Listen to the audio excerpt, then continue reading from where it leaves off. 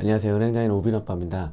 오늘부터 소득증빙이 없으신 분들, 새로 사업자를 개업하셨거나 아니면 기존에 소득신고를 하셨다 하더라도 소득신고 금액이 좀 너무 작아서 사업자 대출 받으시는데 애로사항이 있으신 분들을 대상으로 대출의 기술이라는 내용으로 연재를 시작을 하겠습니다. 이 내용이 길어지면 여러분들의 집중도가 떨어지기 때문에 짤막짤막한 영상으로 연재를 하도록 하겠습니다. 일단 들어가기 앞서서 저번 제가 오리엔테이션 시간 때 제가 강조한 내용이 뭐가 있었죠? 은행원도 사람이다. 그리고 그 은행원 담당자의 의지가 굉장히 중요하다. 이렇게 말씀을 드렸었습니다. 그러면 시작해 볼게요. 대출의 기술 첫 번째, 같은 은행이 아니다. 일단 여러분들은 여러분들이 살고 계신 집 근처나 사업장 주소지 근처에 있는 은행으로 방문을 하셔야 됩니다. 만약에 집 주소나 사업자 주소가 아닌데 전혀 뜬금없는 은행으로 방문을 하시게 되면 그 상담하는 직원이 이렇게 생각합니다. 이분이 왜 여기로 왔지? 라는 생각을 하게 되고요. 일단 이런 의심스러운 생각을 가지고 시작을 하면은 대출이 절대 안 돼요. 그러니까 일단 집 근처, 사업장 근처 은행으로 가셔야 된다는 거 먼저 짚고 넘어가겠습니다. 그럼 근처 은행으로 방문을 하신다. 그러면 이때부터는 여러분들이 좀 발품을 파신다는 생각으로 좀 다니셔야 돼요. 왜냐하면 은행 한 군데 방문을 하셔가지고 여러분들이 대출이 바로 될 거라는 생각을 하시면 안 됩니다. 대출 받기 좋은 조건이신 분들은 그냥 한 군데 방문을 하시면 되는데 지금 이 영상 보시는 분들은 대부분 그렇지가 않으시잖아요. 그러면 많이 좀 다녀보셔야 확률을 좀 높일 수가 있습니다. 여러분들이 은행을 방문하시면 여러분들을 상담해주는 저 같은 담당자들이 있잖아요. 그 담당자 성향이 다 다르고 그 여러분들 대출 결제를 해주는 지점장이라는 사람이 있는데 이 지점장들의 성향이 또 다 달라요. 아무리 여러분 대출 담당자가 대출을 해주려고 해도 그 지점장이 안 된다고 하면은 대출이 안 됩니다. 이건 안 돼요. 근데 그 반대로 아무리 그 지점장이 대출 결제를 잘 하시는 분이라 하더라도 여러분들 담당자 판단이 대출이 안 되겠다 싶으면 그것도 안 됩니다.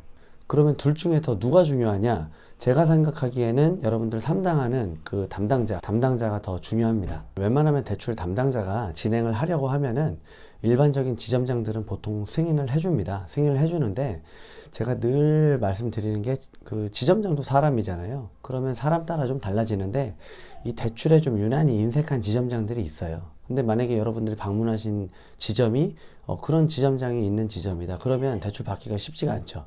그러니까 많이 돌아다녀 봐야 가능성을 좀 높일 수가 있습니다. 그래서 시간 여유를 좀 가지시고 여러 은행, 여러 지점을 이렇게 다녀보시면서 처음에 이렇게 좀 상담을 하다 보면 그 직원하고 나하고 이렇게 좀 코드가 맞는 직원이 있어요. 어떤 직원은 처음에는 되게 친절한 것 같은데 말을 하다 보면 좀 나랑 코드가 안 맞는 것 같고 이 직원은 그렇게 친절해 보이지는 않는데 얘기를 하다 보면 또 얘기가 잘 통하고 이런 직원이 있거든요. 정답 없습니다. 많이 다녀보시다가 나랑 제일 좀 잘 맞는 직원과 상담을 하세요. 아니면 여러분들 혹시 알고 있는 은행 직원이 있으면 평소에 좀 안면이 있는 직원이 있으면 그 직원한테 가는 것도 좋은 방법입니다. 일단은 대부분 여러분들이 그런 직원이 따로 없다고 가정을 하고 얘기를 계속 해보도록 하겠습니다. 그래서 제가 같은 은행도 같은 은행이 아니다라고 말씀을 이제 드리는 거고요. 근데 진짜 여기서 또 중요한 게 하나 있어요. 이것만 하고 오늘은 마칠게요. 우리 나름대로 주거래 은행이라고 생각하는 데를 방문하셔서 대출이 되면 상관없는데 제가 그렇게 주거래 은행에 집착하지 말라고 말씀을 드렸잖아요. 그럼 다른 은행들도 이제 알아봐야 되는데 다른 은행에 방문을 해서 신분증 제시하고 직원 이렇게 살펴보면 담당자가 분명히 물어볼 거예요. 주거래 은행이 어디세요? 이 질문은 여러분이 진짜 주거래 은행 하는 은행이 어디인지 궁금해서 물어보는 게 아니고 당신은 우리 은행 거래가 별로 없는데 왜 오늘 여기로 오셨어요? 라는 질문하고 거의 비슷한 얘기거든요. 한 발 더 나아가면 혹시 당신은 주거래 은행 가셨다가 대출이 거절되어서 오늘 이 은행으로 오신 게 아닌가요? 라는 말하고 거의 비슷합니다. 이때 대답을 되게 잘 하셔야 돼요. 주거래 은행에서 대출이 안 돼서 여기로 왔다고 얘기를 하시면 거기서도 대출이 안 될 가능성이 매우 커집니다. 자, 다시 말씀드립니다. 은행원도 사람이다. 사람이 편견을 가지기 시작하면은 될 것도 안 되고 그냥 계속 안 돼요.